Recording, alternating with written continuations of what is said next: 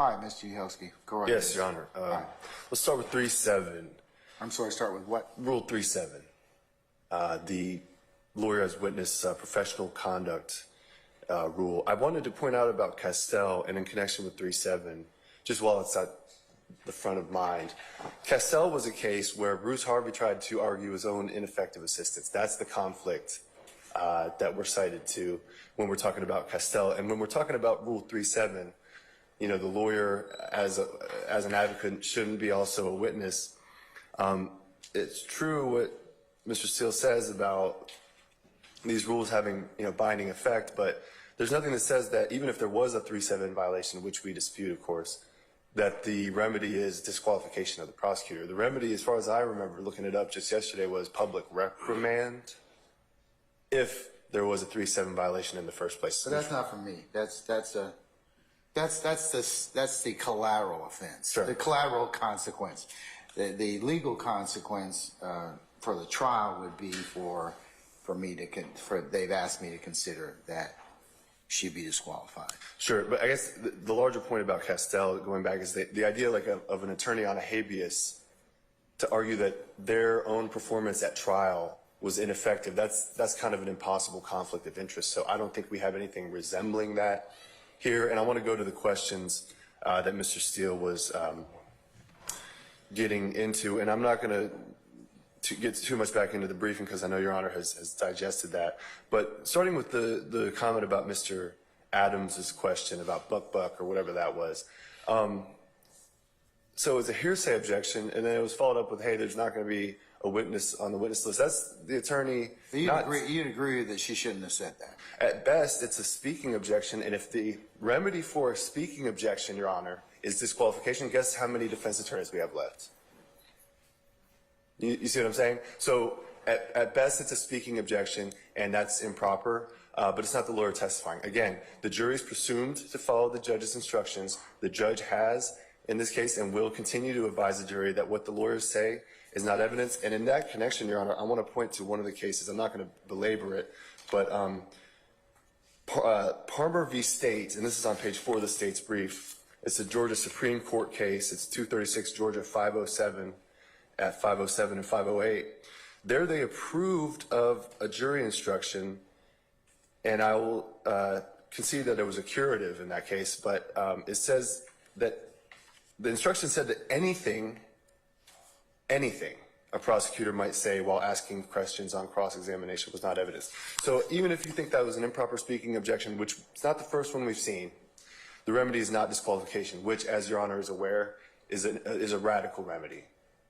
Going forward to this other communication, the second major point that Your Honor had asked us to discuss, this instance where Ms. Love asked Ms. A.B., you know, isn't it true that you sent a communication talking about the judge can kiss your ass? That's just not good phrasing. Send a communication. It doesn't necessarily mean, it doesn't say, didn't you send a text? It doesn't say, didn't you send an email? It says, didn't you send a communication? That's just kind of maybe imprecise phrasing. The remedy for imprecise phrasing is not disqualification either. And if you listen to the rest of that question, Ms. Love went on right after that, really kind of interrupting herself, and clarified and said, did you tell anyone at the DA office that the judge could kiss your ass? Did you tell anyone that? So she heard her own imprecision, she corrected it, and then the answer was no. So we had this big argument about how Bonner doesn't apply because in Bonner the witness said yes. Oh no, well in this case the witness said no. It's a question. But how are they going to impeach her on it? However they want. They can cross-examine her. They have the text, every single text that anybody had with Bennett. Those speak for themselves. They can cross. And the very next witness that I believe the state may call in relation to AB is going to be the investigator who was going to be present for these communications. And just to clarify, which I think wasn't clear, we're not saying, and it's not true that Ms. AB ever sent a text that said the judge can do this. That was an oral statement that was made, and Ms. Love said, hey, didn't you tell me this? And we can ask Ms. AB about it. We can ask the investigator who swore an affidavit to that effect, which Your Honor is aware of. And so there's no unsworn witness violation. And I'm not going to make too much more, fodder of the Rule 3.7 stuff and the idea of like preserving objections, because it's true what Mr. Steele says. That is an appellate doctrine, and if you don't object to it, you waive it. The contemporaneous objection rule says if you don't object by the time the next question comes, you've waived it for appellate review, and that plain error and stuff, all that still applies for an appellate matter. I just wanted to point out that the sort of artful practice that you see here is a little bit concerning, especially when you look at the sort of injection that happened with Mr. A.B. when it comes to lawyers asserting potentially facts not in evidence, becoming part of the evidence. Again, if disqualification were the remedy here for what is alleged, and we're not even conceding that the allegations are true, but if disqualification were the remedy, where's the Georgia case that says that? And if indeed that was the remedy, again, like bye-bye defense lawyers, because Your Honor's been aware of this going on both sides. We have we have permission to lead a witness. Okay, that's proper under Brown. When you're asking a leading question, it's always going to presuppose some sort of desired response. That's just the textbook way that works. The fact that we have communications with the state's witness prior to that state's witness testimony, and that somehow is being made into a disqualification grounds, that's just prepping a witness. That's just trial practice. You can't avoid that. You're going to have to communicate with your witnesses to get them up on the stand, especially difficult witnesses in high-profile cases. So, again, what the lawyers say is not evidence. The jury know that, and they're going to be told that, and they're going to follow that. Okay, let's assume I believe that, or that assertion based on the text messages that at least were in states 34 alpha.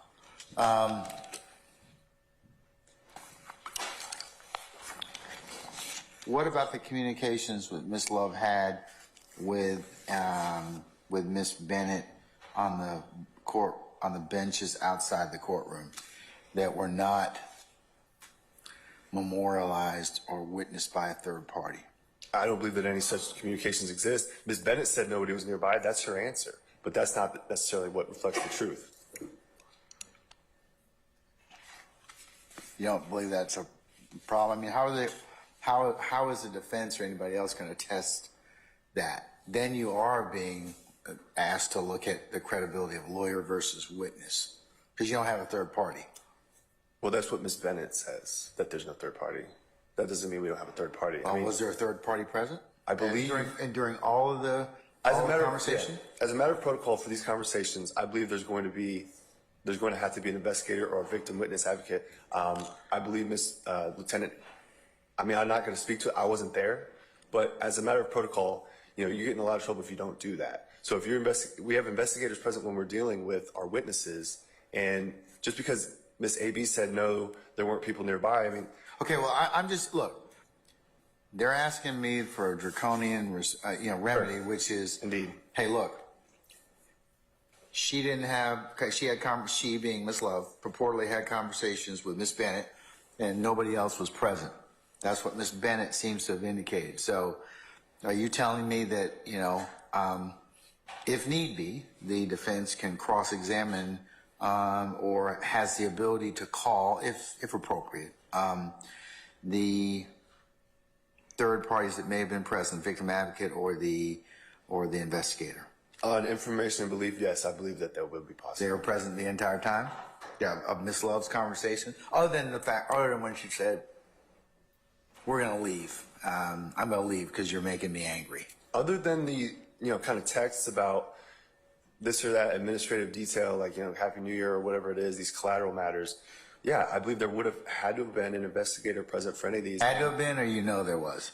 Because, look, if you don't know, you don't know. But, that's kind of Mr. Steele's point. Because if you're going to represent to me as the officer of the court, yeah. We had, despite the fact of what she may have said, Judge, we had somebody that was there the entirety of the time, or can refute or rebut that assertion. That's the assertion right now. That's what I kind of want to get some clarity on. So if you want to just let me know before you commit to that. I know what your assumption is and practice is, but I want to know whether or not she had she being Miss Love had conversations that were witnessed by some particular member of your team that would refute or otherwise not make this an issue, because it's an issue only because there's no way I can test if that truly was a conversation. There's no way as the cross-examiner I can test whether or not that third party was this witness is telling me what really happened. Okay, so I'm going to hold on that and let you. I have an update on that. Okay. I believe the conversation that we're referring to, I'm being told there was an investigator present. Antonio Long was present for that. Okay. All right. So if need be, Mr. Long can be, if appropriate, can be examined on that. Okay. All right. What about what about the third group of statements? This communication by telephone at various times between Miss Love and Miss Bennett. And I want to say that is, let's see.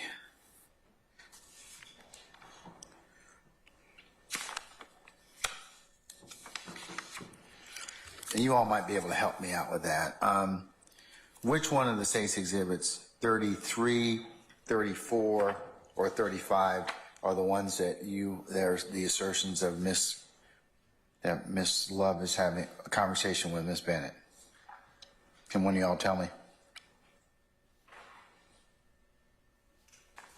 So the text conversations that have occurred between anybody and Miss Bennett, anyone in the DA with Miss Bennett, those the court has, all the parties have all those. Those are 33, 34, and 35 alpha. I believe so. All right, but I want to know which ones of these conversations are the conversations purportedly that Miss Love had with Miss Bennett. Because some of them are just talking about